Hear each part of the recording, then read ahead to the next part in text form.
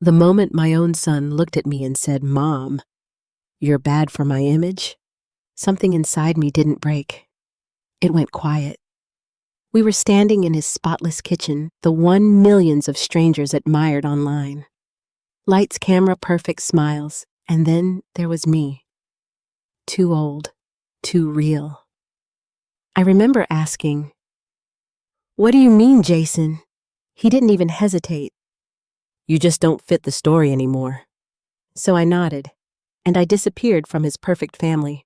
Not because I had nowhere to stay, but because I finally understood I was never part of it. If you've ever felt like you didn't belong in your own family, I'd really like to hear your story. Where are you watching from, and what time is it there? And if this touches something in your heart, don't forget to like and subscribe. It helps stories like mine be heard. I didn't always feel like a stranger in my son's life. There was a time when Jason needed me for everything. I raised him in a small 2-bedroom house in Ohio, the kind of place where the floors creaked and the heater made that rattling sound every winter. It wasn't perfect, but it was ours. After my husband passed away when Jason was just 8, that house became the center of my entire world. I worked double shifts as a nurse, night shifts mostly. I'd come home exhausted, my feet aching, but I still made his breakfast before school. Pancakes on Sundays, eggs and toast on weekdays. I never let him see how tired I was. "I'm not hungry, Mom," he used to say, sometimes rushing to catch the bus. "Eat anyway," I'd answer, sliding the plate closer to him. "You need energy to grow strong." And he did grow. Taller than me by the time he was 15. Broader shoulders. That same stubborn look his father used to have. Back then, Jason would still hug me before leaving the house. "Love you, Mom. Love you more." Simple things. Honest things. I held on to those moments longer than I should have. Because somewhere along the way, something shifted. It didn't happen all at once. That's the thing people don't tell you about losing someone who's still alive. It's not a single moment. It's a slow fade. Jason went to college on a partial scholarship, business and marketing. He used to call me every Sunday night. "Guess what, Mom? I got an A on my presentation." "I knew you would," I'd say, smiling into the phone like he could see me. Even when I couldn't understand half of what he was talking about, branding, engagement algorithms, I listened because he was excited, and that was enough for me. After graduation, he moved to Chicago. That's where everything began to change faster. At first, it was small. "Mom, I can't talk long tonight. I've got work." "Mom, I'll call you back later." "Mom, I'm busy." And then the calls stopped coming altogether. I told myself it was normal. He was building a life. That's what children are supposed to do. Still, I kept his old room exactly the same. Same blue curtains, same baseball trophies on the shelf. I don't even know why. Maybe I was waiting for a version of him that was never coming back. The first time I heard about his online presence, I didn't even understand what that meant. It was my neighbor, Linda, who told me. "Marion is your son, Jason Phillips." I looked up from watering my plants. "Yes, why?" she smiled, holding up her phone. "He's all over Facebook and Instagram." "Has famous, I think." Famous. That word didn't belong to my son. Not in my mind, but I took her phone anyway. And there he was.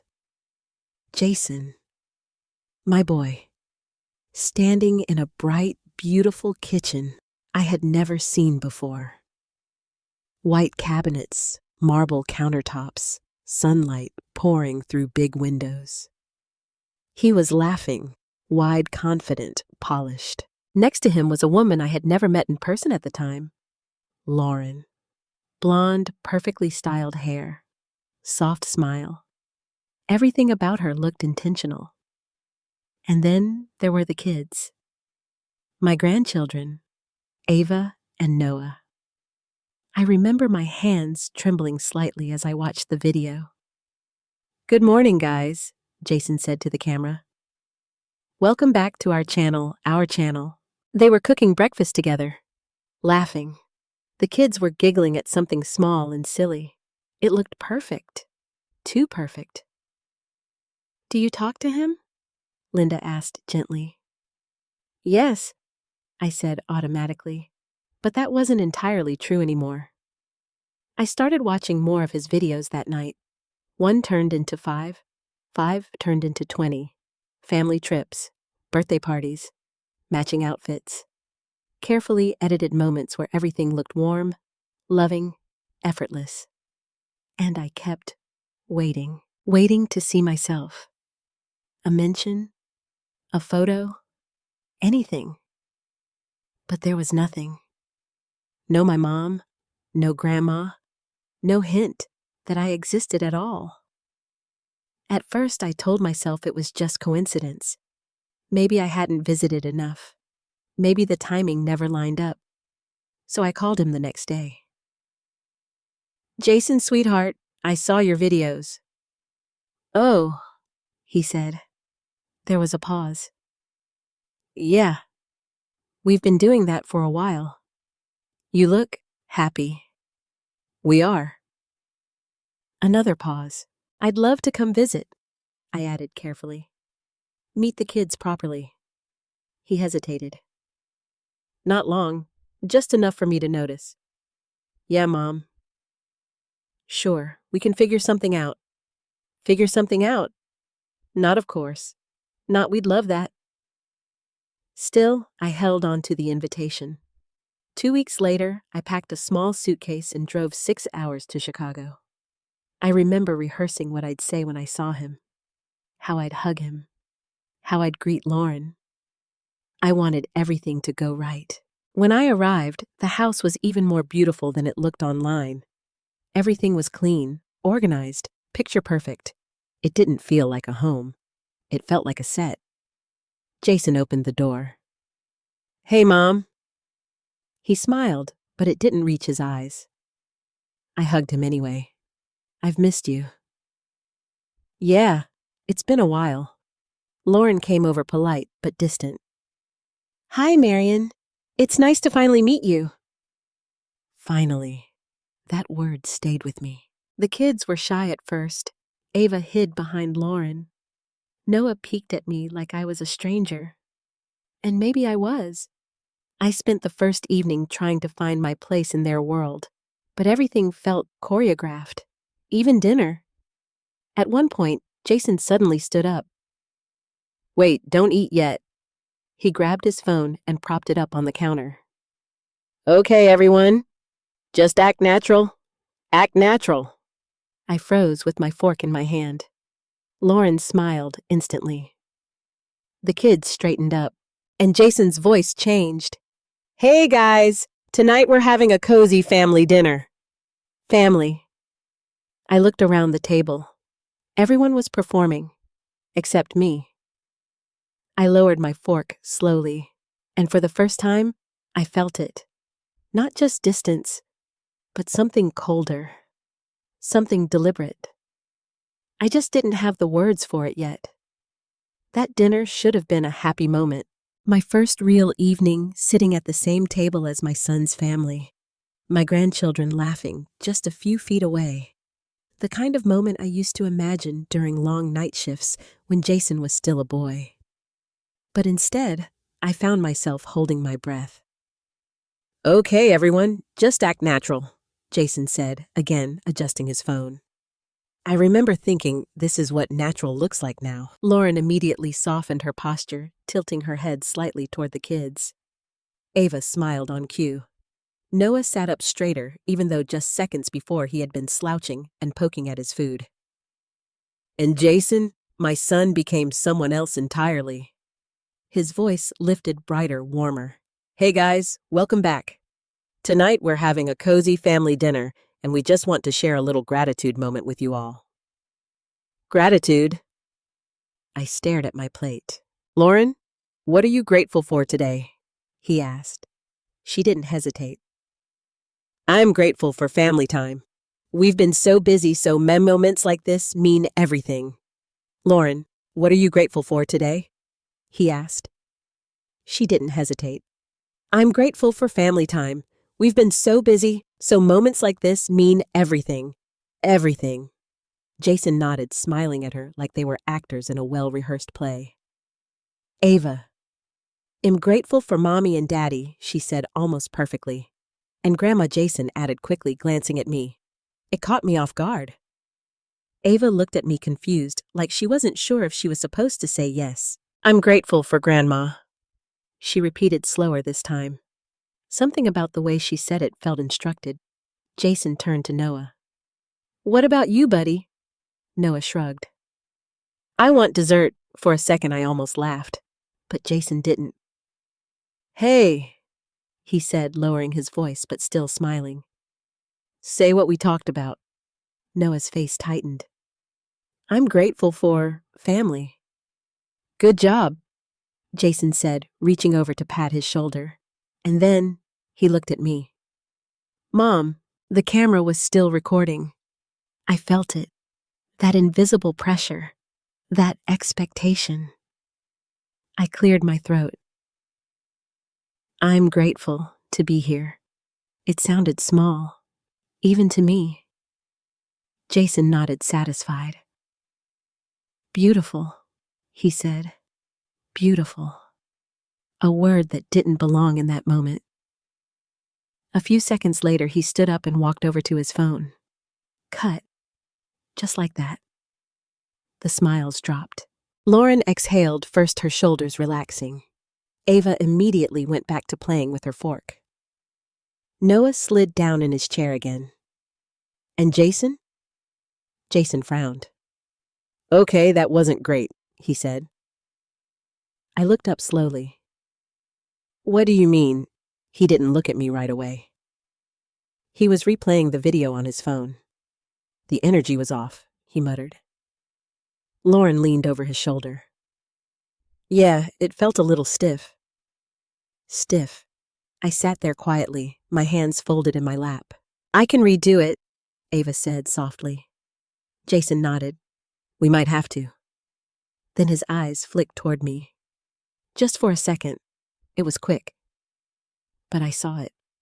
That hesitation. That calculation. "Actually," he said slowly, "maybe we should just do a version with the four of us." The four of us. The words landed harder than anything else that night. I felt my chest tighten. "Oh," I said, trying to keep my voice steady. "Of course." No one argued. No one said, "No, it's okay, Mom stays." Not even Jason. Especially not Jason. "I can step out," I added, standing up before anyone had to ask. "Thanks, Mom," he said quickly. Too quickly. I walked out of the kitchen, my footsteps quiet against the polished floor. But I didn't go far. I stopped just around the corner where I could still hear them. "Okay, let's reset," Jason said. "Same thing, but more natural this time. More natural." I leaned against the wall, closing my eyes. And then I heard it. Laughter. Real laughter. No tension. No hesitation. "Okay, rolling," Jason said again. And suddenly, they sounded like a real family. I stayed there longer than I should have. Long enough to realize something I didn't want to admit. They weren't faking happiness. They were just happier without me in the frame. That thought followed me all the way to the guest room that night. I sat on the edge of the bed, staring at my suitcase. I hadn't even unpacked yet. There was a knock on the door. "Mom, Jason, come in." He stepped inside, closing the door behind him. For a moment, neither of us spoke. "You okay?" he asked. I nodded. "Of course." He hesitated, shifting his weight slightly. "I just wanted to say thanks for being flexible tonight." "Flexible? That's what this is?" I asked quietly. He frowned. "What do you mean?" I looked at him, really looked at him. This grown man standing in front of me, the one who used to cry when he scraped his knee. the one who used to hold my hand crossing the street. "You asked me to leave the table," I said. "It's not like that," he replied quickly. "It's just for the content." For the content! There it was again, that invisible thing that seemed to matter more than anything else. I didn't realize I was in the way I said. "You're not in the way," he insisted. "It's just you know how it is." No, I didn't. "Help me understand," I said. He ran a hand through his hair. "Our audience expects a certain vibe," he explained. "A certain image. And I don't fit that image." He didn't answer immediately. That silence told me everything. "It's not personal, Mom," he finally said. "Not personal." I almost smiled. "Jason," I said softly, "I am your mother. If this isn't personal, what is?" He looked uncomfortable now. "I just don't want anything to hurt the brand." The brand. I repeated the word in my head. Not family, not love. Brand. I nodded slowly. "I understand," I said. And for the first time that night, I truly did.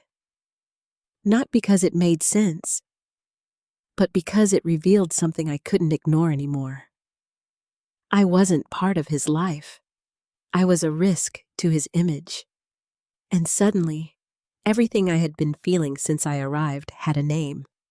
I just didn't know yet what I was going to do about it. The next morning, I woke up earlier than everyone else. Old habits. For years, my body had learned to rise before the sun quietly without complaint, so I could take care of someone else before they even opened their eyes. I walked into the kitchen expecting silence. Instead, I found Lauren already there. She was standing at the counter, scrolling through her phone, her expression focused almost tense. "Good morning," I said gently. She looked up startled for a second, then smiled. "Oh, good morning, Marion." Her voice was polite, always polite. "Couldn't sleep, I asked." "Just checking some numbers," she replied, turning her phone slightly away. "Numbers." I poured myself a cup of coffee, watching her from the corner of my eye. "You two work very hard," I said. She let out a small laugh. "You have no idea." There was something in her tone. Not pride, not joy. Pressure. Before I could say anything else, Jason walked in. "Morning," he said, grabbing a bottle of water from the fridge. "Good morning, sweetheart," I replied. He nodded, distracted. Lauren turned her phone toward him. "The video from last night's engagement is lower than usual." Jason frowned immediately. "How much lower?" "About 20%. He exhaled sharply. "That's not good." I stood there holding my coffee invisible again. "What do you think caused it?" he asked. Lauren hesitated, and then just for a split second, her eyes flicked toward me. It was subtle, but I saw it. Jason followed her glance. And just like that, the room felt colder. "No, I don't think that's it," he said quickly. Too quickly. But the thought had already been planted. I set my cup down slowly. "I can stay out of your way today," I said. Lauren's expression shifted. "Oh no, Marion, it's not." "It's okay," I interrupted softly. "I understand." Jason didn't argue. He just nodded. "Thanks, Mom." That was the moment something inside me settled. Not broke, settled. Like a truth, finally finding its place. Later that morning, I decided to go for a walk. "I'll be back in a bit," I told them. Jason barely looked up.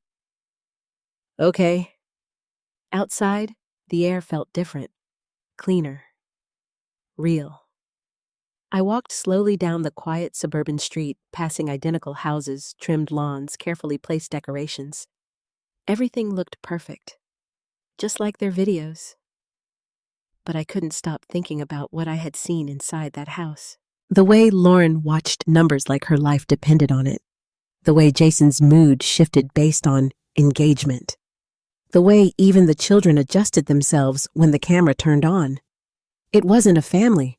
It was a production. And I didn't belong in productions. I belonged in messy kitchens, loud laughter, imperfect moments.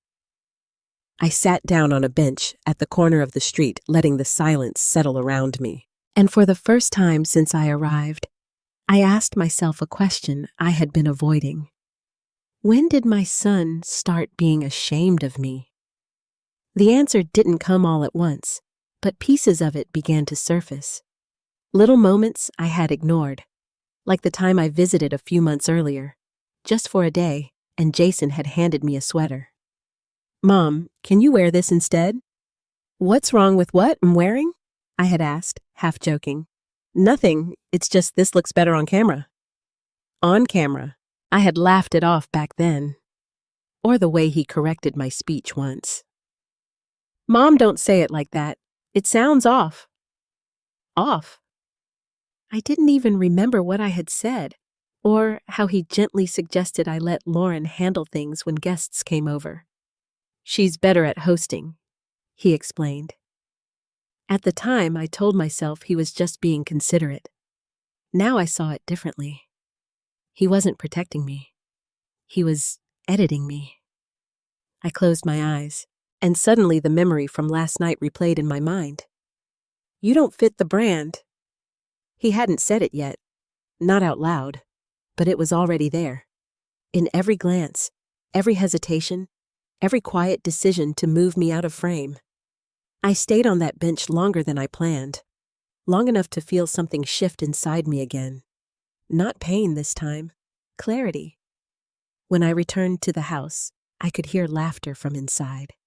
Real laughter. I stepped in quietly. Jason and Lauren were in the living room filming again. The kids were sitting on the floor building something with colorful blocks. "Okay, this is perfect," Jason said, crouching down next to them. Lauren adjusted the lighting. "Ready?" she asked. "Rolling." I stood near the hallway watching. "Hey guys, today we're just having a fun family morning. Nothing fancy, just real life. Real life." I almost smiled. Ava laughed as Noah knocked over the tower they had built. Lauren laughed too, covering her mouth like it was spontaneous. Jason looked directly into the camera. These are the moments we live for. I felt something tighten in my chest again, because I knew what came next. Cut. The laughter faded. Not completely, but enough. "Okay, that was good," Jason said. "Well, keep that." Lauren nodded, checking the footage. Ava looked around. "Can I go watch TV now?" "Yeah, go ahead," Lauren said. The kids ran off immediately. And just like that, the moment was over. I stepped forward slowly. "That looked nice," I said. Jason glanced at me. "Yeah," he replied. "It turned out well." Turned out, like it was something manufactured. I hesitated for a second, and then I asked the question that had been sitting in my chest all morning. "Jason, do you ever just live these moments without filming them?" He blinked, caught off guard. "What do you mean? I mean, do you ever just sit with your kids and laugh without needing to capture it?" He frowned slightly. "Mom, this is our job." Job. There it was again. "And your life?" I asked quietly. He didn't answer right away. Lauren stepped in. "We're building something meaningful," she said. "People look up to us." I nodded slowly. "I'm sure they do." And in that moment, I realized something else. It wasn't just Jason. Lauren believed in this too. Maybe even more than he did.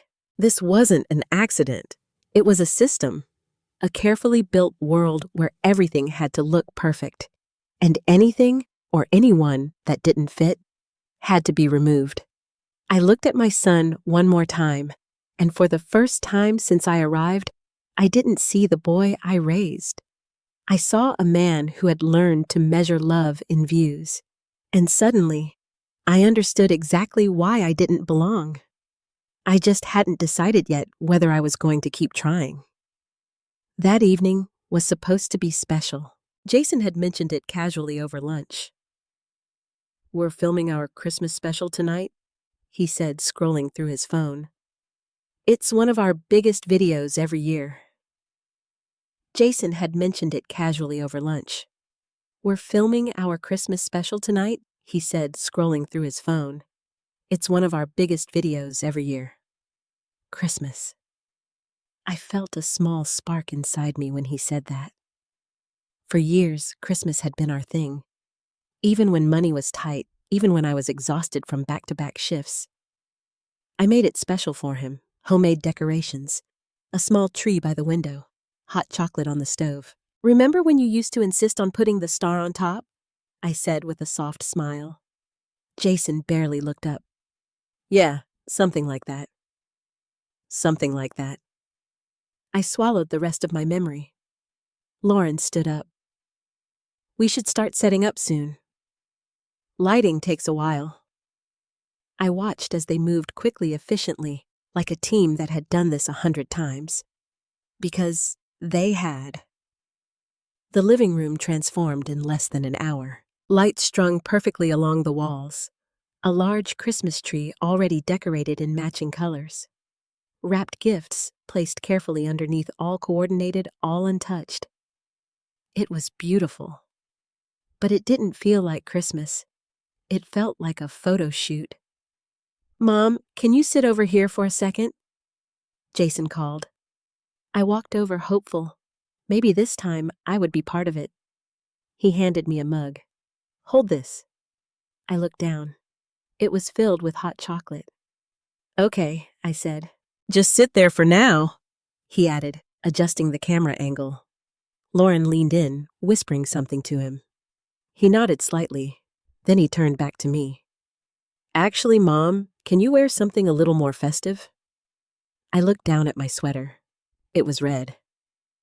"What's wrong with this?" I asked. "It's fine," he said quickly. "Just not exactly what we're going for." Lauren stepped in smoothly. "I have something you can borrow," she said. "Just a softer color. It'll look better on camera." "Better on camera." "Of course." I followed her upstairs without arguing. She handed me a cream-colored cardigan. "This will look great," she said with a practiced smile. I changed in silence. When I looked at myself in the mirror, I barely recognized the woman staring back at me. Muted, blended, edited. I went back downstairs. Jason glanced at me and nodded. "Yeah, that's better." Better. We all took our places. Jason sat on the couch with Lauren. The kids sat on the floor in front of them. I stood there for a moment, unsure. "Where should I sit?" I asked. Jason hesitated. "Just for a second." And then he said it. "Actually, Mom, I was thinking maybe this one should just be us." The words didn't hit all at once. They landed slowly, like snow falling quiet but heavy. "Us," I repeated. "Yeah," he said. "Just the core family. It's what our audience expects." Core family. I felt my fingers tighten around the mug. "I thought I was part of that," I said softly. "Jason sighed like this I said softly. Jason sighed like this was an inconvenience. "Mom, don't make this a big deal." "Not a big deal." Lauren stepped in again, her voice gentle but firm. "It's just for this video, Marion. It's important for consistency as an inconvenience." "Mom, don't make this a big deal." "Not a big deal." Lauren stepped in again, her voice gentle but firm. "It's just for this video, Marion. It's important for consistency." Consistency. I looked at the tree, at the gifts, at the children, at my son. And suddenly, I wasn't seeing a Christmas scene anymore. I was seeing a line, and I was standing on the wrong side of it. I understand, I said. My voice didn't shake. That surprised me. Jason relaxed immediately. Thank you. Thank you. I set the mug down carefully on the table. I'll just watch from the kitchen, I added. That works, he said. That works. I walked away before they could see my face. From the kitchen doorway, I could still see everything. Jason smiled at the camera. Lauren leaned into him, perfect as ever. The kids laughed, their voices bright and practiced. Hey guys, welcome back to our Christmas special, Jason said, full of warmth. I leaned against the counter, gripping the edge just slightly. Because I knew this script. I had lived the real version of it. This is our favorite time of the year, he continued. Favorite. I closed my eyes for a moment, and then I heard something that made me open them again. Jason laughed and said, It's just us this year. Keeping it simple, keeping it intimate. Just us. The words echoed in my chest. Just us. I looked down at my hands. These hands that had held him when he was a baby. These hands that had worked for decades to give him everything he had now. These hands that didn't belong in his intimate family. Didn't belong in his intimate family anymore. I stayed there until they finished filming. I didn't cry. Not then. Because something else had taken its place. Something quieter. Something colder. When they were done, Jason walked into the kitchen. That went great, he said, grabbing a drink. I nodded. I'm glad. He looked at me for a moment. Mom, I hope you understand. I met his eyes. And this time, I didn't look away. Jason, I said slowly. Do you? He frowned. Do I what? Understand. A pause. I'm doing what's best for my family, he replied. I nodded. I see that. Another pause, and then he said it. The thing that had been sitting between us all along. You just don't fit the brand. There it was. Out loud. Clear. Final. For a second, the room felt completely still.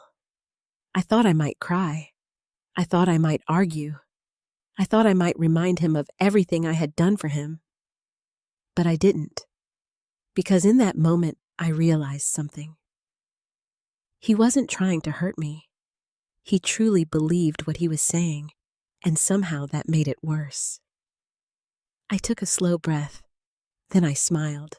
Not a big smile, just enough. You're right, I said. Jason blinked, surprised. I am. Yes.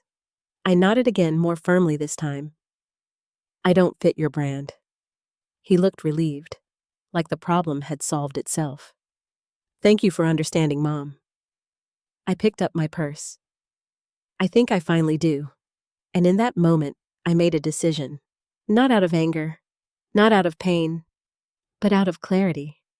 If I didn't fit into his perfect story, then I would stop trying to appear in it. I didn't leave that night, not immediately. I stayed in the guest room, lying awake, staring at the ceiling, listening to the faint sounds of their lives continuing without me just beyond the walls. Soft laughter. Footsteps. Doors closing. Normal things. But none of them included me. The next morning, I packed my suitcase quietly. Not in a rush, not dramatically, just calmly. Each folded piece of clothing felt like a small acknowledgement. I had come here hoping to reconnect. I was leaving with clarity instead. When I walked downstairs, Jason was already at the kitchen counter, scrolling through his phone. Morning, he said without looking up. I'm heading home today, I told him. That got his attention. Oh, already? There was no disappointment in his voice, just mild surprise. Yes, I said. I think it's best. He nodded slowly. Okay, if that's what you want. If that's what I want. I almost smiled. Lauren stepped in a moment later. You're leaving? She asked. Yes. She paused, then gave a small, polite smile. Well, it was nice having you. Nice. That word again? I picked up my bag. Jason walked me to the door. Drive safe, he said. I will. We stood there for a second. There were 1,000 things I could have said, 1,000 emotions sitting just beneath the surface. But I didn't say any of them. Instead, I reached out and touched his arm lightly. Take care of yourself, Jason. He nodded. I always do. And then I left. The drive home felt longer than usual, not because of the distance, but because of the silence. No calls, no messages, just the sound of the road beneath my tires and my own thoughts finally catching up with me. I expected to cry. I thought the moment I pulled away from his house, everything would come crashing down. But it didn't. What I felt instead was quiet. A strange kind of quiet. Like something had ended long before I admitted it. By the time I reached my house, the sun was setting. The familiar creak of my front door greeted me. The same smell. The same space. Nothing had changed here. And yet, by the time I reached my house, the sun was setting. The familiar creak of my front door greeted me. The same smell. The same space. Nothing had changed here. And yet, everything felt different. I set my suitcase down in the hallway. For a moment, I just stood there, listening. There were no voices, no laughter, no cameras. Just me. I walked into the kitchen and poured myself a cup of tea. No lights, no setup, no perfect angle. Just a cup of tea. I sat at the table and took a slow sip. And for the first time in days, I felt something real. That night, I made a decision. Not out loud. Not in some dramatic way. Just quietly to myself. If I didn't fit into his life, I would stop forcing my way into it. I wouldn't call first. I wouldn't visit uninvited. I wouldn't try to adjust myself to match something I was never meant to be. I would step back, not to punish him, not to prove a point, but to protect what little of myself I still had left. The next few days were strange. My phone stayed silent. No, did you get home safe? No. We miss you. Nothing. At first, I told myself he was just busy, filming, editing, living that carefully crafted life. But as the days turned into a week, and then 2, I realized something harder.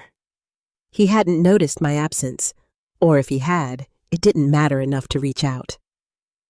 I stopped checking my phone as often, stopped waiting for it to light up, stopped hoping. Instead, I started doing something I hadn't done in years. I paid attention to my own life. Small things at first. I cleaned out my closet, rearranged the living room, went grocery shopping without rushing. Then one afternoon, I saw a flyer at the local community center. Beginner art class, all ages welcome. I stood there longer than I expected. I hadn't painted since I was a teenager. Before life became about responsibilities, before everything became about someone else, I almost walked away. But then I heard a voice in my head. Not Jason's, not anyone else's, mine. When was the last time you did something just for you? I signed up that same day. The first class was awkward. I sat at a table with strangers holding a paintbrush that felt unfamiliar in my hand. What made you join? The woman next to me asked. I hesitated, I needed something new, I said. She smiled. That's usually how it starts. Her name was Helen. She was around my age, warm eyes, easy laugh. We didn't talk about anything deep at first. Just colors, brushes, small mistakes. But it felt good. Simple. Real. Over the next few weeks, I found myself looking forward to those classes. Not because I was good at painting, I wasn't, but because for a few hours I wasn't someone's mother. I wasn't someone who didn't fit. I was just me. One afternoon, Helen looked at me carefully. You've got a story, she said. I laughed softly. Don't we all? Yes, she replied, but yours feels like you're still carrying it. I didn't answer. Not right away. Because she was right. Even as I tried to move forward, a part of me was still standing in that kitchen, still hearing those words. You don't fit the brand. I thought stepping away would make it easier, and in some ways it did, but in others, it made the silence louder. Still, I didn't reach out, and neither did he. And slowly, something else began to take shape. Not pain, not anger, something quieter, something stronger. Independence. For the first time in a long time, I wasn't waiting for my son to make space for me. I was creating my own. I just didn't know yet how much that would change everything. It's strange how quiet life becomes when you stop waiting for someone. Not peaceful at first, just unfamiliar. For years, my days had been shaped around Jason, even when he wasn't physically there. I would think about calling him, wonder what he was doing, replay conversations in my head. Now there was nothing to replay. No new messages, no new disappointments, just space. At first, I didn't know what to do with it, so I filled it with small routines. Morning tea by the window, a short walk around the neighborhood, my art class twice a week. And slowly, those small routines began to feel like something more. They felt like mine. One afternoon after class, Helen and I stayed behind longer than usual. She was cleaning her brushes carefully, humming under her breath. You're different today, she said, without looking at me. I smiled faintly. Different how lighter, she replied. Then she paused, but also sadder. I let out a quiet breath. That sounds about right. She sat down across from me. Do you want to talk about it? I hesitated, not because I didn't want to, but because I didn't know where to begin. It's my son, I said finally. She nodded like she had expected that. They're always the hardest, she said gently. I looked down at my hands. He told me I don't fit into his life anymore, I said. The words still felt sharp even now. Helen didn't react right away. She just listened. He didn't say it like that exactly, I continued. He said I don't fit his brand. Helen raised an eyebrow slightly. Brand? Yes. There was a slightly. Brand? Yes. There was a brief silence, then she shook her head softly. I'm sorry, she said. I nodded. I think what hurts the most isn't what he said, I added. It's how easily he said it. Helen leaned forward. Can I ask you something? Of course. Brief silence. Then she shook her head softly. I'm sorry, she said. I nodded. I think what hurts the most isn't what he said, I added. It's how easily he said it. Helen leaned forward. Can I ask you something? Of course. Do you think he knows what he's done to you? I thought about that. About Jason's face when he said those words. Calm, certain, unbothered. No, I said quietly. I don't think he does. Helen sighed. That doesn't make it okay. No, I agreed. It doesn't. Another pause. But I think I've spent too much time hoping he'll realize it on his own. Helen tilted her head.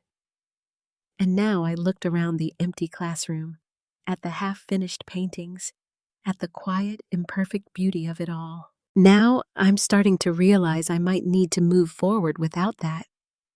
Helen smiled gently. That's not giving up, she said.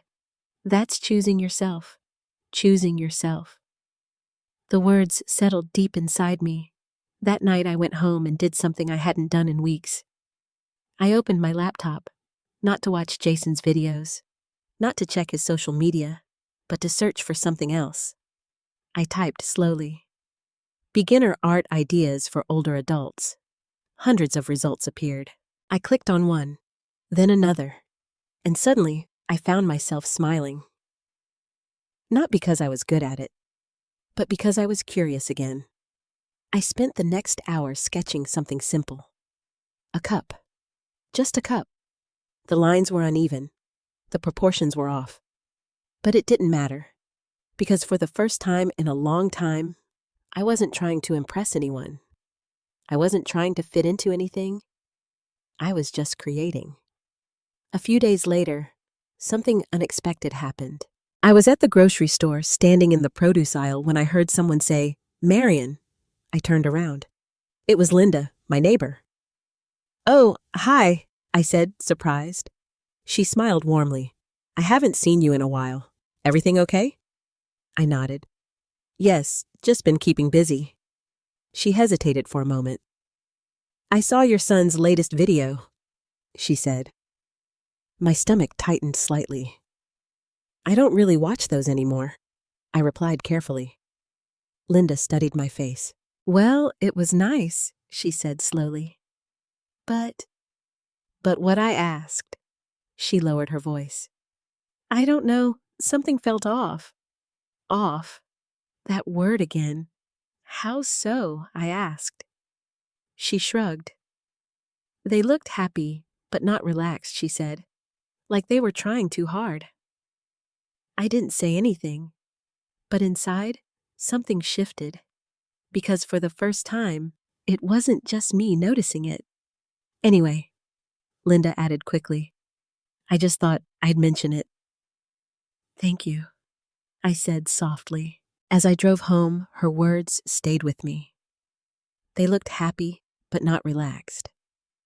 I thought about Jason, about Lauren, about the kids, about the constant pressure to appear perfect.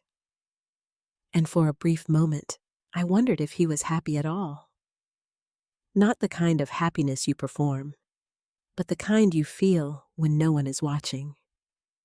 I pushed the thought aside, because I had made a promise to myself.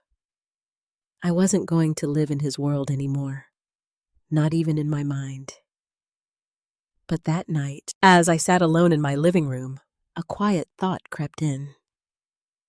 What happens when a life built on perfection starts to crack? I didn't on perfection starts to crack. I didn't know the answer yet, but something told me I was going to find out. I didn't hear from Jason for almost a month. Not a call, not a message, not even a simple "how are you" know the answer yet. But something told me I was going to find out. I didn't hear from Jason for almost a month. Not a call, not a message, not even a simple "how are you?" And the strange thing was, I stopped expecting it. That was the part that scared me the most, not the silence itself, but how quickly I learned to live inside it. My days became fuller in ways I hadn't planned. Art class turned into coffee after class with Helen. Coffee turned into long conversations. Conversations turned into something I hadn't felt in years. Connection. Not forced, not performed, just real. One afternoon, Helen and I were sitting at a small cafe near the community center. She was telling me about her granddaughter when my phone buzzed. I glanced down. A notification. Not from Jason, from a social media app I barely used. "You're smiling," Helen said. "Am I?" I asked, surprised. "Yes." What is it? I hesitated, then turned the phone toward her. Then turned the phone toward her. It's my son's page, I said. Ah, she nodded. The famous one. I clicked on the video. It had already been viewed thousands of times. Jason stood in the same perfect kitchen, Lauren beside him, the kids in front. Everything looked son's page, I said. She nodded. The famous one. I clicked on the video. It had already been viewed thousands of times. Jason stood in the same perfect kitchen, Lauren beside him, the kids in front. Everything looked exactly the same. Hey guys, Jason said cheerfully. Today we're doing a fun family challenge. I stopped the video. I didn't need to watch the rest. Does it bother you? Helen asked gently. I thought about it, about the polished smiles. About the polished smiles. The perfect CT lighting, the life I had been cut out of. A little, I admitted, but not the way it used to. How so? I leaned back in my chair. Before I felt like I was missing something I said, like I wasn't enough to be part of it. CT lighting, the life I had been cut out of. A little, I admitted, but not the way it used to. How so? I leaned back in my chair. Before I felt like I was missing something I said, like I wasn't enough to be part of it. And now, I looked at her. Now I think, maybe it's not something I should have wanted to be part of in the first place. Helen smiled softly. That sounds like growth. Or acceptance, I said. Same thing, she replied. I nodded, but later that evening, something changed. I was at home sitting in my living room when Linda knocked on my door. She didn't usually do that. Marion, she said, stepping inside. Have you seen your son's latest video? No, I replied. Why? She hesitated. It's different. Different. That word again. Show me, I said. She handed me her phone. I pressed play. The video started normally. Same cheerful intro, same perfect setting. But then something shifted. Ava was sitting on the couch, arms crossed. No smile, no energy. Jason laughed awkwardly. Come on, sweetheart. Tell them what you said earlier. Ava shook her head. I don't want to. There was a pause. A real one, not edited out. Lauren stepped in quickly. It's okay, honey. I don't want to do this anymore, Ava said louder this time. The room went quiet. Even through the screen, I could feel it. Jason forced a laugh. She's just being shy today, guys. I'm not shy, Ava snapped. I just don't like it. My heart tightened, because that wasn't part of the script. Lauren reached for her gently. Let's take a break. No, Ava said, pulling away. You always say that, but then you make us do it again. The video cut abruptly. Just ended. No outro, no music, nothing. I stared at the screen. What happened after that? I asked. Linda shook her head. That's all they posted, she said, and people are talking.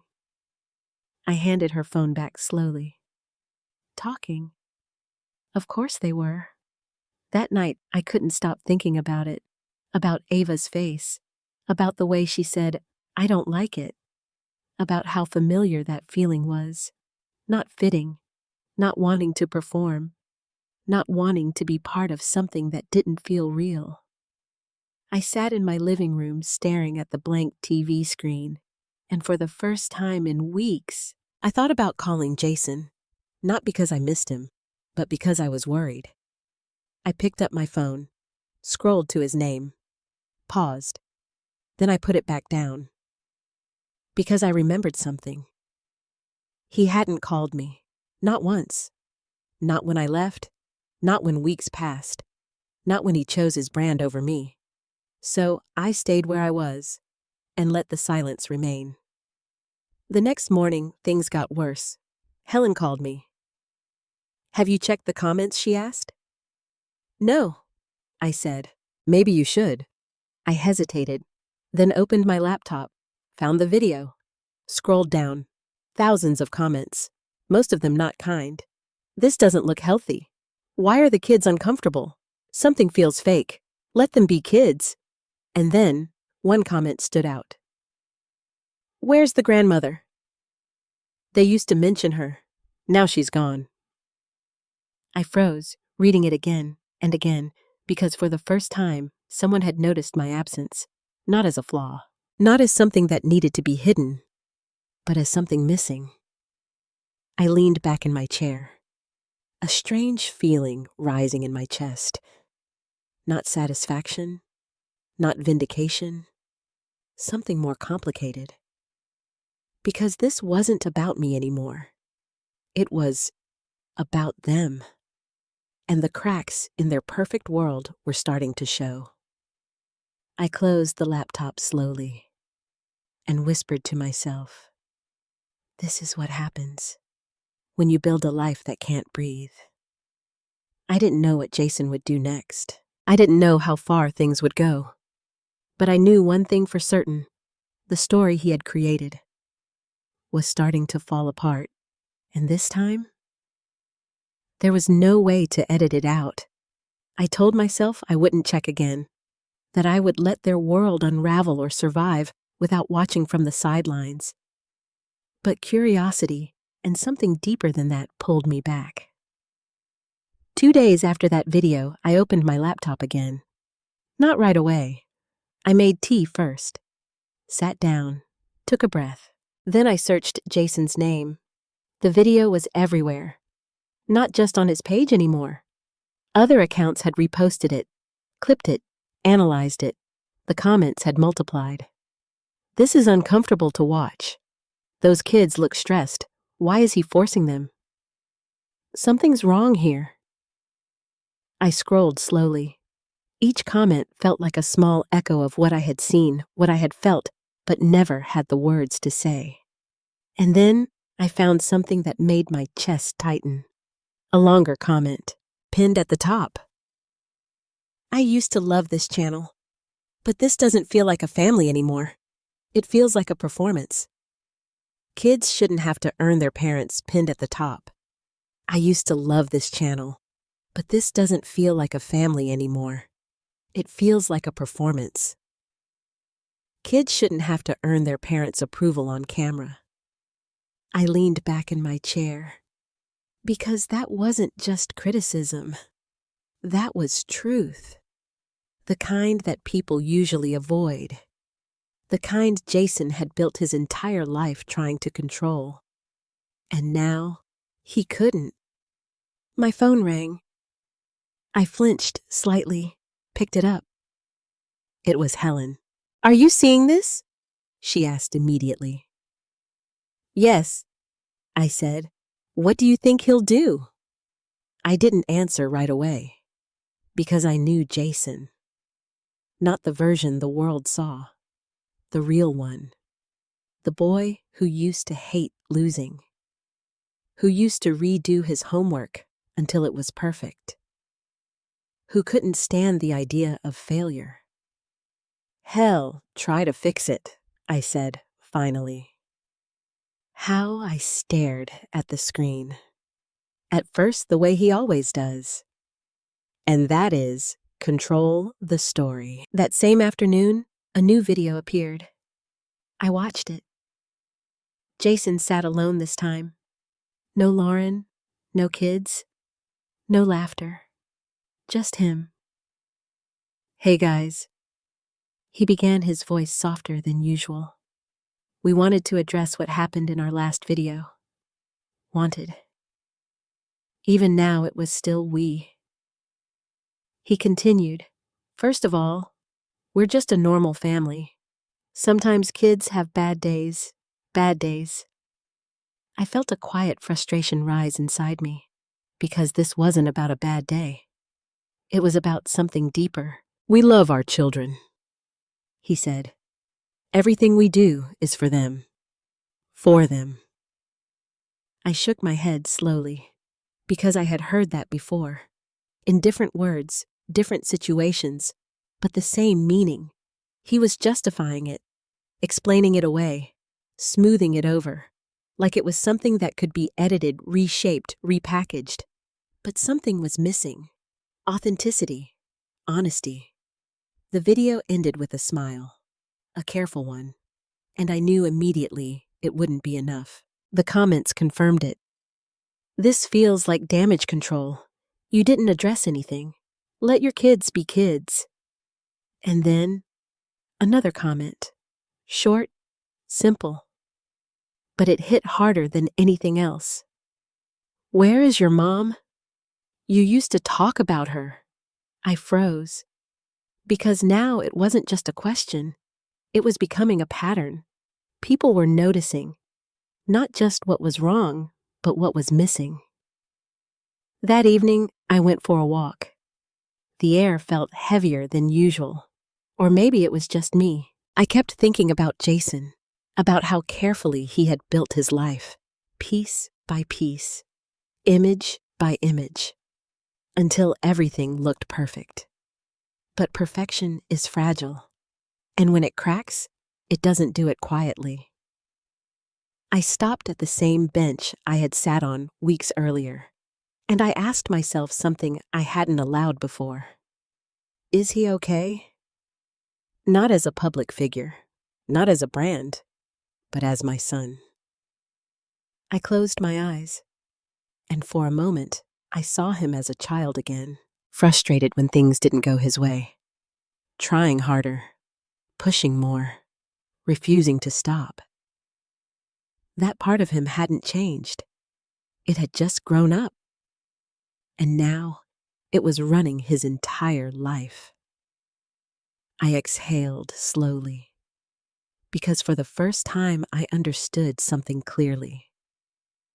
This wasn't just about image, it was about control. And control always comes at a cost. The next day, things escalated. Helen called again. Marion, she said, her voice tense. There's another clip. What clip? Someone posted behind-the-scenes footage. My stomach dropped. How? I don't know. But you should see it. I didn't want to, but I did. I opened the link she sent. The video was shaky, clearly not meant for public view. Jason stood in the living room. No smile, no charm, just frustration. Ava, we've talked about this, he said sharply. I don't want to do it, she replied. You have to, he snapped. No. The word echoed, and then silence, heavy, uncomfortable. Lauren stepped in. Jason, stop. We have a schedule, he said, his voice rising. We can't just the video cut. I stared at the screen, my hands trembling slightly. Because this, Lauren stepped in. Jason, stop. We have a schedule, he said, his voice rising. We can't just... The video cut. I stared at the screen, my hands trembling slightly. Because this was the part no one was supposed to see. The part behind the perfect family. The part I had felt, but couldn't prove. Until now. I leaned back slowly and whispered to myself. It's happening. Not out of satisfaction, not out of revenge, but out of inevitability. Because when you build a life that depends on being seen a certain way, eventually, the truth finds a way to be seen too. I closed the laptop and sat there in silence, knowing one thing for certain. Jason's world wasn't just cracking anymore. It was breaking, and this time, there was no filter strong enough to hide it. He called me 3 days later. I was in my kitchen rinsing a paintbrush in the sink when my phone rang. For a moment, I just stared at it. Jason. His name on the screen felt unfamiliar. Not because I didn't recognize it, but because I hadn't seen it in so long. I dried my hands slowly, picked up the phone, and answered. Hello? There was a pause. Then his voice. Mom. It sounded different, tighter, not the confident, polished tone from his videos, just him. Jason, I said calmly. Another pause. I was wondering if you saw what's been going on. I leaned against the counter. Yes, I replied. I've seen it, he exhaled sharply. Yeah, it's gotten out of hand, like it was something accidental, something unexpected. What do you need, I asked. Straightforward, no pretending. He hesitated, and in that hesitation, I heard it. Not concern, not regret, calculation. I think it would really help if you came down for a visit, he said. I closed my eyes briefly. There it was. Not I miss you, not are you okay? A visit for what I asked. Another pause. We're planning a video, he said carefully. Something more emotional, more real. More real. The words almost made me laugh. And you want me in it? I said. Yes, he admitted. People have been asking about you. It would be a strong moment. You know, reconnecting healing family? I pulled the phone away from my ear for a second, because I didn't want him to hear the small sound that escaped me. Not quite a laugh, not quite a sigh, just recognition. I brought the phone back. Jason, I said quietly, are you asking me to come see you or to help your channel? Silence, longer this time. I mean, both, he said finally. Honest, at least that. And if there wasn't a problem right now? I asked. Another silence. Then, I just think it's a good opportunity, he said. Opportunity. That word told me everything I needed to know. I walked over to the table and sat down. Slowly, carefully, because this moment mattered. I see, I said. Mom, listen? He started. No, I interrupted gently. You listen. That stopped him, because I had never spoken to him like that before.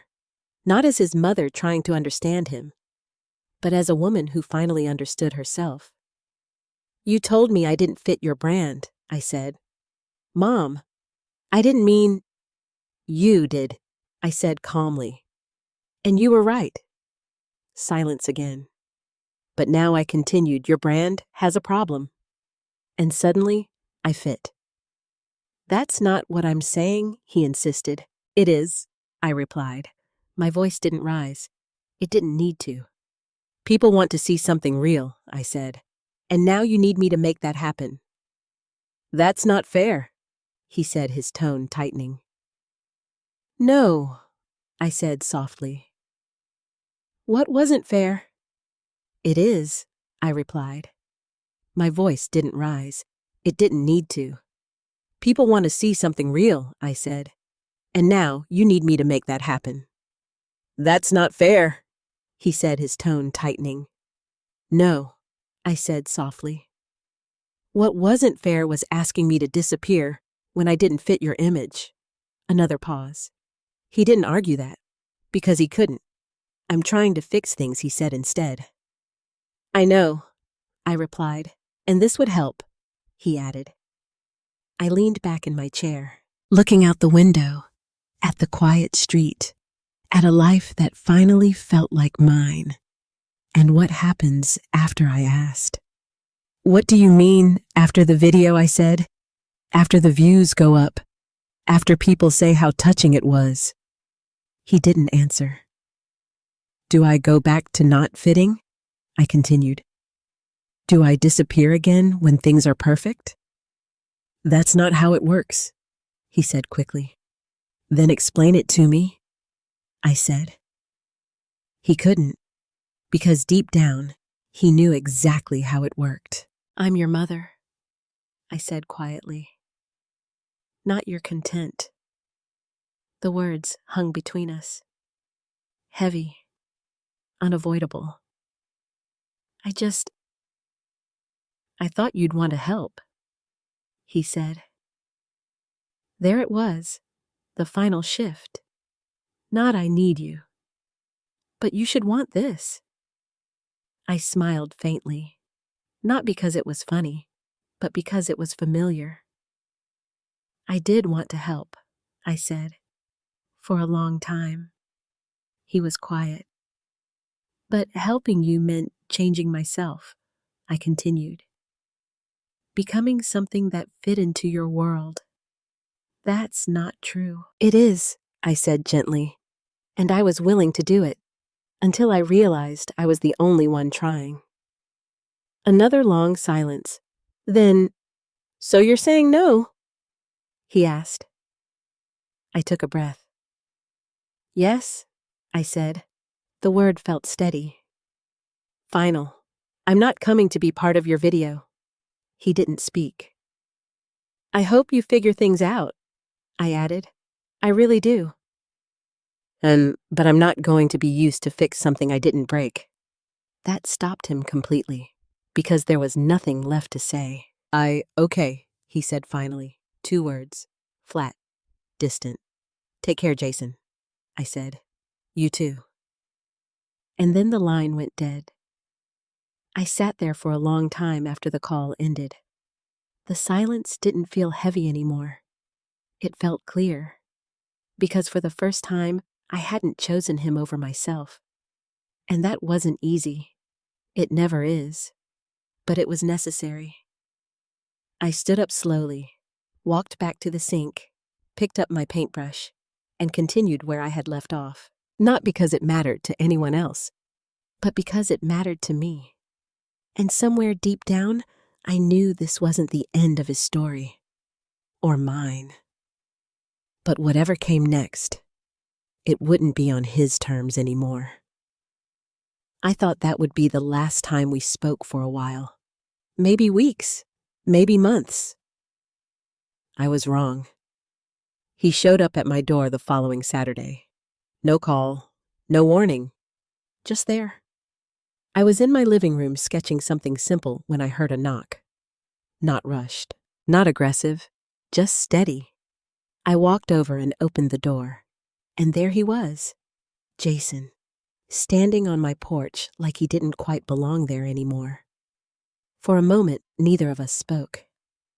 You drove all the way here? I asked. Yeah, he said.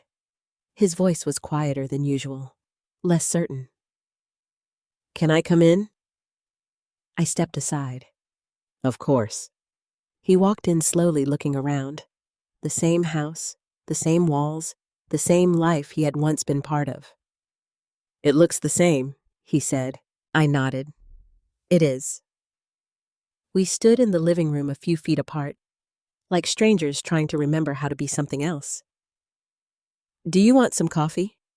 I asked. Sure. I went into the kitchen, not because he needed coffee, but because I needed a moment. To breathe, to steady myself. Because seeing him here, in my space, without cameras, without that polished version of himself, it did something to me, something complicated. When I came back, he was standing by the window, looking out at the street, just like I had done so many times. I handed him the cup. Thanks. We sat down, across from each other, and the silence stretched between us again. Not empty, heavy. Finally, he spoke. I messed up. I didn't respond right away, because I had waited a long time to hear those words, and now that they were here, I wasn't sure what they meant. How? I asked. He let out a breath. I thought I could control everything, he said. The image, the story, how people see us. I nodded slowly. And I lost control, he admitted. I studied his face. There was something different now. Not just stress, not just frustration, something closer to fear. They're tearing us apart online, he continued. Sponsors are pulling back. Comments are brutal. I listened, but I didn't interrupt. And Lauren? He paused. What about Lauren? She's tired, he said. We're fighting a lot. That didn't surprise me. And the kids? I asked quietly. He looked down. Ava won't talk to me much, he said. Noah just avoids the camera now. I felt something twist in my chest because that part hurt in a different way. Jason, I said softly, what did you expect? He looked up almost defensive. I didn't think it would go this far. It always does, I replied. He frowned. What do you mean? I leaned back slightly. When you build something on control, it works until it doesn't, I said. And when it breaks completely. He was quiet, because he knew I was right. I came here to ask you again, he said after a moment. I raised an eyebrow slightly. About the video? Yes. I shook my head gently. That answer hasn't changed. I know, he said quickly. I know. I'm not asking for that anymore. That caught me off guard. Then what are you asking? He hesitated, and for the first time I saw something I hadn't seen in him in years. Vulnerability. I don't know how to fix this, he admitted. The words were quiet, unpolished, real. I thought I did, he added. I thought I had everything figured out. I watched him carefully, because this was different from the phone call. There was no audience here, no benefit, no opportunity. Just him. I think I lost something, he said. What I asked. He looked at me, and for a second, he looked like the boy I used to know. My family, he said. The word hung in the air, heavy, fragile. I took a slow breath. Jason, I say it gently. You didn't lose your family. And for a second, he looked like the boy I used to know. My family, he said. The word hung in the air, heavy, fragile. I took a slow breath. Jason, I said, gently. You didn't lose your family. He frowned. It feels like I did. You pushed them into roles, I said, instead of letting them be who they are. He looked down. And you pushed me out completely, I added. His shoulders tensed. I didn't realize I know, I said, and I meant it, because that had always been the truth. He didn't realize until now. What do I do? He asked. That question, that simple, honest question. It carried that simple, honest question. It carried more weight than anything he had said before. And for a moment, I didn't answer. Because I needed to be careful. Not to fall back into old patterns. Not to take responsibility for something that wasn't mine. You start by stopping more weight than anything he had said before. And for a moment, I didn't answer. Because I needed to be careful. Not to fall back into old patterns. not to take responsibility for something that wasn't mine. You start by stopping, I said finally. He looked confused. Stopping what? Everything that isn't real, I replied. He blinked. Stop filming, I continued. Stop performing.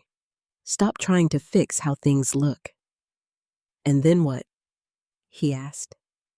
Then you sit with what's left, I said. He swallowed. That sounds hard. It is, I said, but it's the only way. He was quiet again, processing, thinking.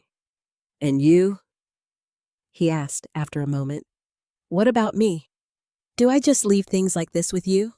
I looked at him, really looked at him, and I realized something. This wasn't about forgiveness yet. It wasn't about repairing everything overnight. It was about truth. We start with honesty, I said. He nodded slowly. I'm sorry, he said. The words were sorry, he said. The words were simple. But this time, they felt different. Not polished. Not strategic. Just real. I let them sit there. Didn't rush to accept them. Didn't reject them either. Because some things take a time. I hear you, I said, and for Noel. But this time, they felt different. Not polished. Not strategic. Just real. I let them sit there. Didn't rush to accept them. Didn't reject them either. Because some things take time. I hear you, I said. And for now, that was enough. After that conversation, something shifted. Not dramatically. Not in a way that fixed everything overnight. But something real. Jason didn't leave immediately. He stayed for dinner. And that alone felt different. No cameras, no setup, no, let's make this look good. Just two people sitting across from each other trying to remember how to exist without pretending. I made something simple. Pasta, nothing special, no perfect plating, no lighting, just food. This smells good, he said quietly. Thank you. We ate in silence for a few minutes. Not awkward, just unfamiliar. Because this kind of silence doesn't exist in a life built on constant performance. So you paint now? He asked, glancing at the sketchbook on the table. Yes. He nodded. That's new. It is. Are you good at it? I smiled slightly. No. He almost smiled too. Almost. That's okay, I added. I'm not doing it to be good. He looked at me. Then why? Because I enjoy it, I said simply. That answer seemed to land somewhere deeper than I expected. He leaned back slightly. I don't think I remember the last time I did something just because I enjoyed it, he admitted. I didn't respond right away, because that answer seemed to land somewhere deeper than I expected. He leaned back slightly. I don't think I remember the last time I did something just because I enjoyed it, he admitted. I didn't respond right away, because that sentence, it said more than anything else he had told me so far.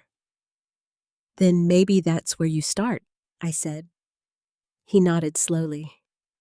Later that evening, he stood by the door again. The same place he had stood when I left his house weeks ago. But this time, the feeling was different. I should go, he said. Okay. He hesitated. Can I come back? He asked. The question surprised me, not because of the words, but because of the way he said them. Carefully, like he wasn't sure he had the right. Yes, I said. Simple, honest. But not like before, I added. He nodded quickly.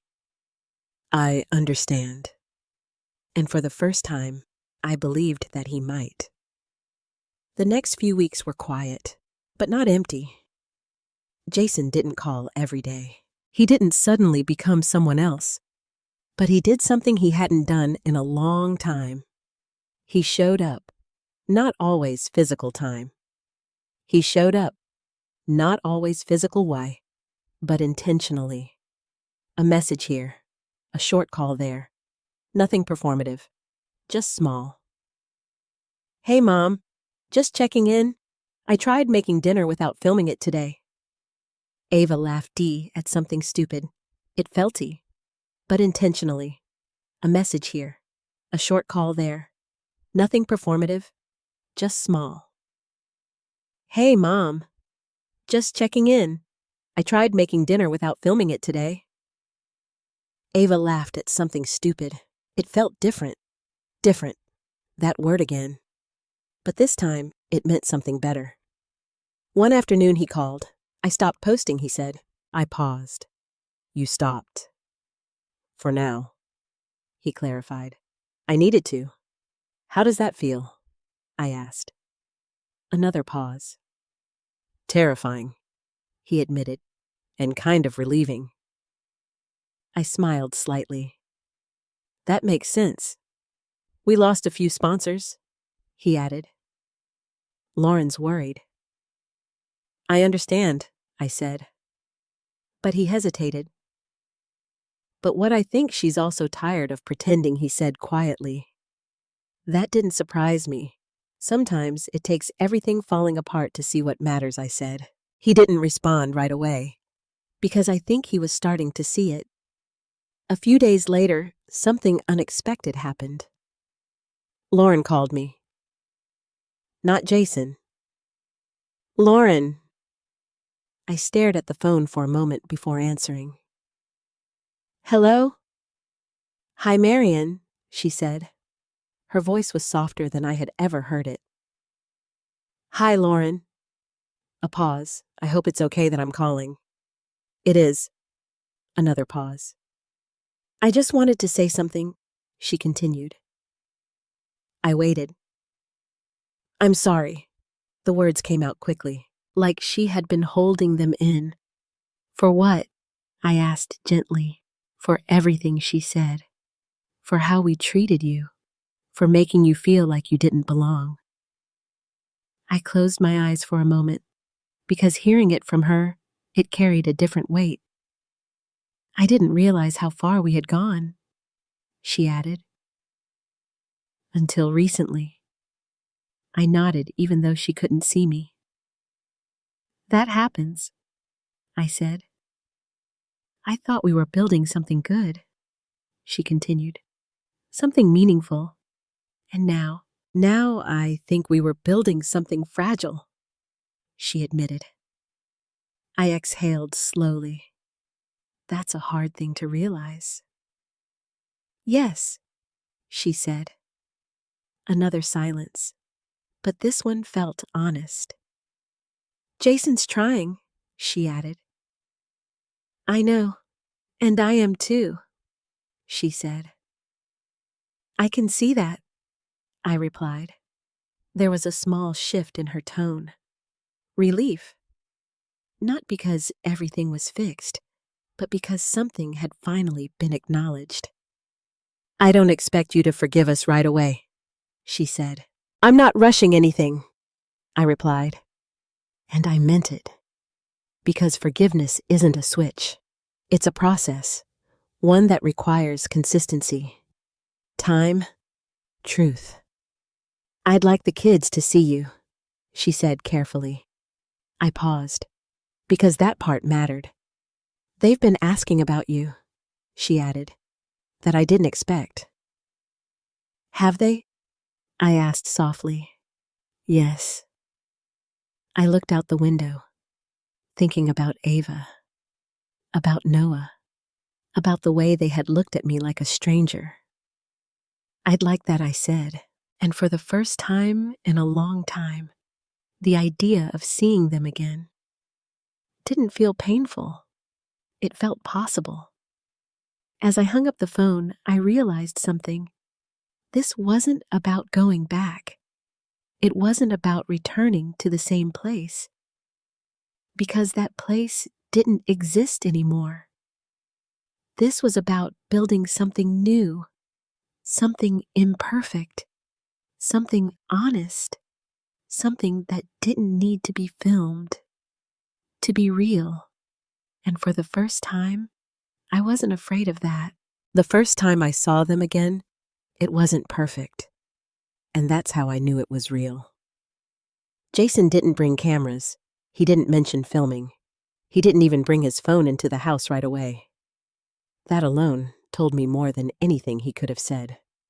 I heard the car pull up outside, then the sound of doors opening, small footsteps, voices. "Are we here?" Noah asked. "Yes," Lauren replied softly. My heart tightened, because that voice, that small, curious voice, it didn't sound like it belonged to a performance. It sounded like a child. I opened the door before they could knock.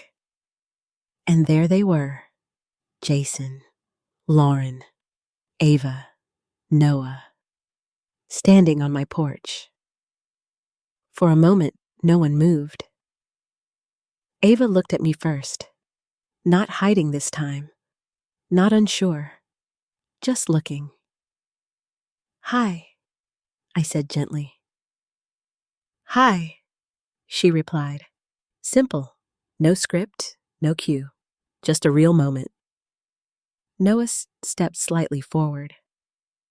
"Are you really our grandma?" he asked. Jason shifted uncomfortably. "Buddy, it's okay," I said, smiling softly. "Yes," I answered. "I am." He looked at me carefully, then nodded. "Okay." And just like that, the tension broke. We went inside. Not in some big emotional reunion, not with hugs and tears right away.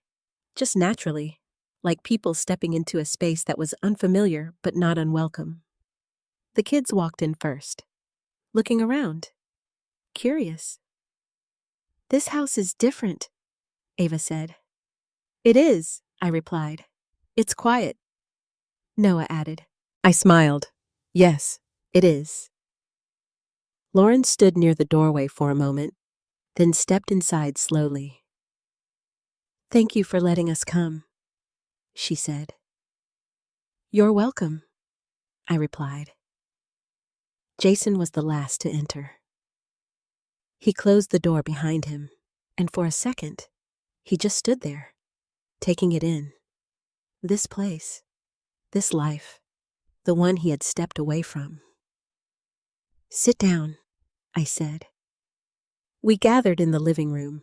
No planned seating, no best angles, just wherever people felt comfortable. The kids sat on the floor, Lauren beside them, Jason on the edge of the couch. I sat across from them, and again, silence. But this time, it didn't feel heavy.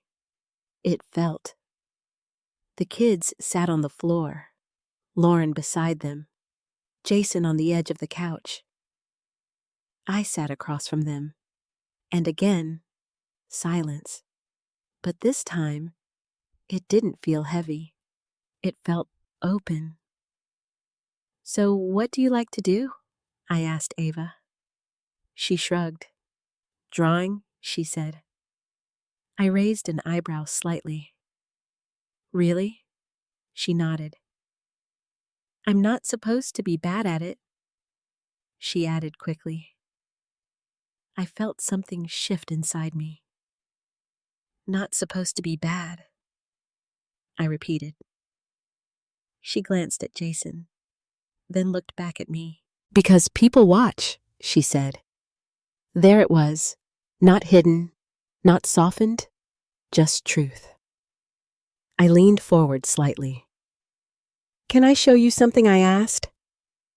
She nodded. I stood up and walked to the table, picked up my sketchbook, and brought it back. "This is what I've been working on," I said. She leaned closer. So did Noah. Jason and Lauren watched quietly. "These aren't perfect," I said.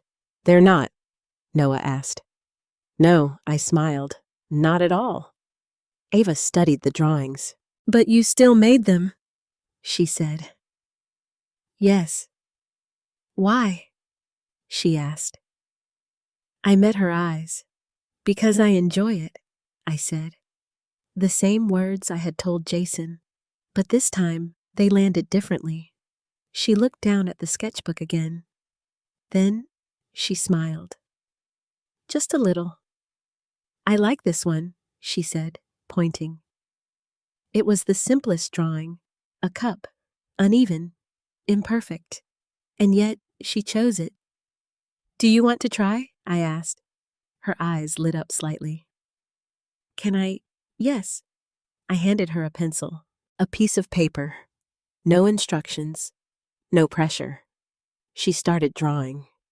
Noah watched, then grabbed another pencil and joined in. Lauren covered her mouth slightly, like she was holding something back, emotion, relief, maybe both. Jason sat very still, watching, not interrupting, not correcting, just watching. And that was new.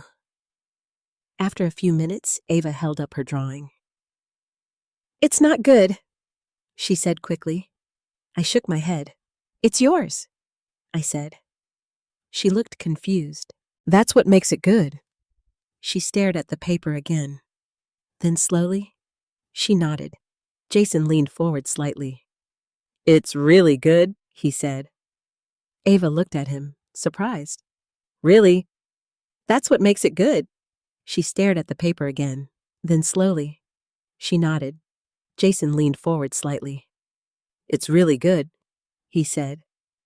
Ava looked at him, surprised. Really? Yes, he said. No hesitation, no performance, just real, and I saw it. The moment something shifted between them, small, fragile, but real. Later we moved to the kitchen. I made sandwiches. Simple. No filming, no content, just food. The kids laughed at something silly. Lauren relaxed. Jason stayed present, not checking his phone, not thinking about the next video. Just there. At one point, Noah looked up and asked, "Why don't you have a camera?" The question was innocent, but it hit all of us. I smiled gently. Because we don't need one, I said. He thought about that, then shrugged.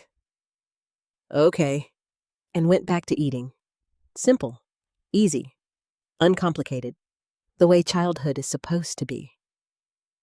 As the afternoon went on, I realized something. This wasn't a fixed family. Not yet. Maybe not ever in the way it used to be. But it was something else. Something being rebuilt.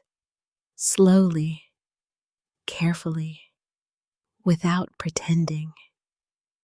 And for the first time in a long time, I wasn't trying to fit into their story.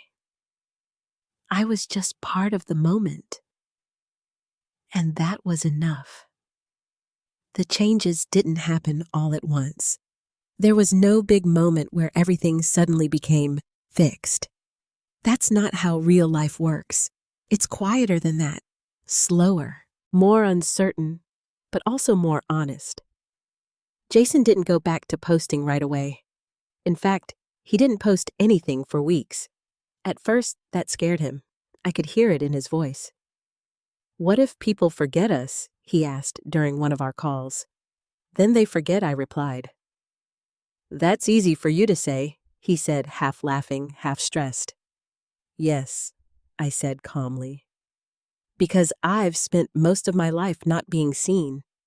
That stopped him, not because I meant to hurt him, but because it was true. And sometimes, truth lands heavier than anger. What matters more? I asked. Being remembered by strangers or being present for your family? He didn't answer right away. But over time, his actions started to answer for him. He began spending more time at home, without filming, without documenting, just being there. Lauren changed too. Not dramatically, but noticeably. She stopped correcting the kids constantly, stopped adjusting every little thing to make it look right. I saw it the day I visited their house again. Ava was sitting on the floor drawing. No camera, no pressure, just drawing. Lauren watched her quietly, not directing, not interrupting, just watching. "You're not filming this?" I asked gently. Lauren smiled. "No," she said. "I don't want to miss it." That sentence stayed with me, because that's what had been happening all along. They weren't capturing moments. They were missing them, trying so hard to preserve something that they forgot to actually live it. Jason walked in from the kitchen, holding 2 cups of coffee. "Hey, Mom," he said. "Hey." He handed me one. "Thank you." We sat down, not across from each other this time, but side by side, looking at the kids. And for a moment, no one spoke. No one needed to. Later that afternoon, something small happened. But it meant more than anything else. Noah spilled juice on the carpet a few months ago. That would have been a problem, a disruption, something to fix quickly, something to hide.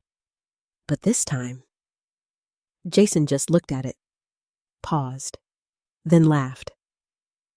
"Okay," he said. "That's new." Noah froze. "I'm sorry," he said, quickly. Jason shook his head. "It's okay," he replied. "We'll clean it up. No frustration, no performance. Just a moment, a real one." I watched quietly, because that was growth. Not in words, but in behavior. And that's the only kind that truly lasts. Later, Ava came over and sat next to me. "Grandma," she said. "Yes."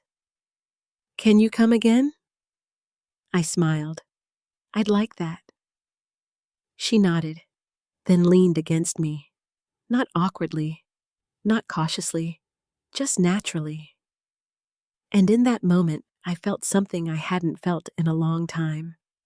Not pride, not relief, something deeper, belonging.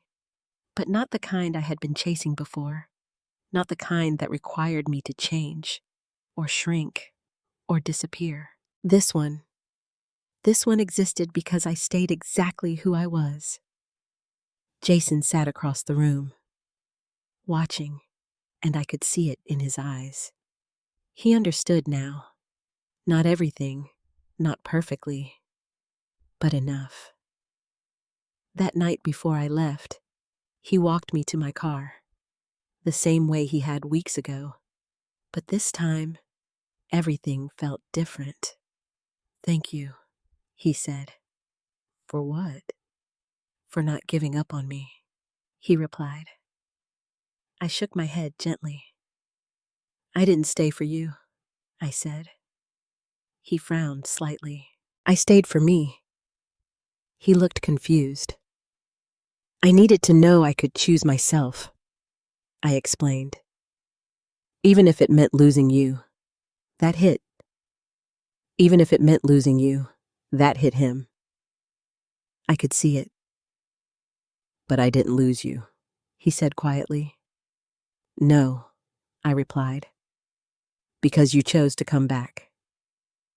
We stood there for a moment, the air calm, still. "No cameras," he said suddenly. I smiled. "No cameras." Him. I could see it. "But I didn't lose you," he said quietly. "No," I replied. "Because you chose to come back." We stood there for a moment, the air calm, still. "No cameras," he said suddenly. I smiled. "No cameras." He nodded. "I think I like it better this way." I looked at him, and for the first time in a long time, I believed him. "Me too," I said. As I got into my car, I realized something. This wasn't a perfect ending. It wasn't wrapped up neatly. There were still things to rebuild, still trust to earn, still boundaries to respect. But it was real, and real is always better than perfect. Because perfect is just another kind of lie. Time didn't rewind. It never does. What it did instead was move forward, and we learned to move with it. Not as the same family we used to be, but as something more honest. A few months later, Jason started posting again. But not the way he used to. No dramatic intros, no perfect lighting, no scripted laughter. Just moments, short ones, unpolished, real. The first video I saw after everything changed was simple. Ava drawing at the kitchen table. No music, no cuts, just her. Jason's voice behind the camera. Not loud, not performative, just present. "What are you making?" he asked. "A mess," she said. He laughed softly. "I like it." That was it. That was the whole video. And somehow, it felt more real than everything he had created before. The comments were different too. Not as many, not as loud, but warmer. "This feels real. Thank you for sharing this. This is what family actually looks like." I closed my laptop that day with a small smile. Not because he was successful again, but because he was honest, and that mattered more. Our relationship changed too. We didn't talk every day. We didn't pretend everything was perfect. But when we spoke, it was real. "How are you?" meant something. "I miss you" wasn't followed by a request. It just existed. One afternoon, he came over alone, sat in my living room, looked around. "You know," he said, "I used to think this place was small." I raised an eyebrow. "And now?" He shrugged slightly. "Now it feels peaceful." I smiled. It always was. He nodded. "I just didn't know how to see it." That was the truth of it. Not just for him, for all of us. Sometimes we don't lose things because they disappear. We lose them because we stop recognizing their value. Lauren came by more often too. Not as the perfect host, just herself. She laughed more easily now. Didn't correct every detail. Didn't try to control every moment. One day she looked at me and said, "I think I forgot how to relax." I nodded. "It happens." "I don't want to go back to that," she added. "You don't have to," I said. And she believed me, because now she had seen the difference. The kids changed the most. Ava became louder, more confident. She showed me her drawings every time I visited, not asking if they were good, just sharing. And Noah, he stopped asking about cameras, stopped performing, started being, and that was everything. One evening, we all sat together again. Not for a holiday, not for a video, just because. Jason looked around the room. At Lauren, at the kids, at me. And then he said something I didn't expect. "I used to think I had the perfect family," he said. No one interrupted. "But I think I was wrong," he added. Ava looked up. "Why?" He smiled gently. "Because I was trying to make it perfect," he said, "instead of just letting it be real." Noah frowned slightly. "What's the difference?" Jason paused, then looked at me, like he already knew the answer but needed to say it out loud. "Perfect is something you show people," he said.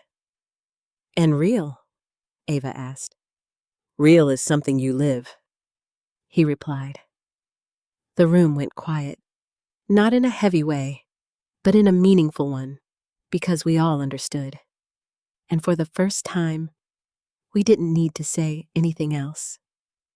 Later that night, as I sat in my own home again, in my quiet living room, I thought about everything that had happened.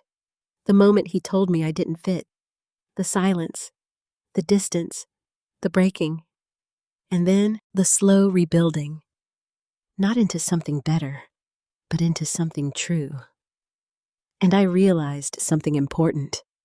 I didn't lose my place in his story. I just stopped trying to fit into a version that wasn't meant for me. Instead, I created my own.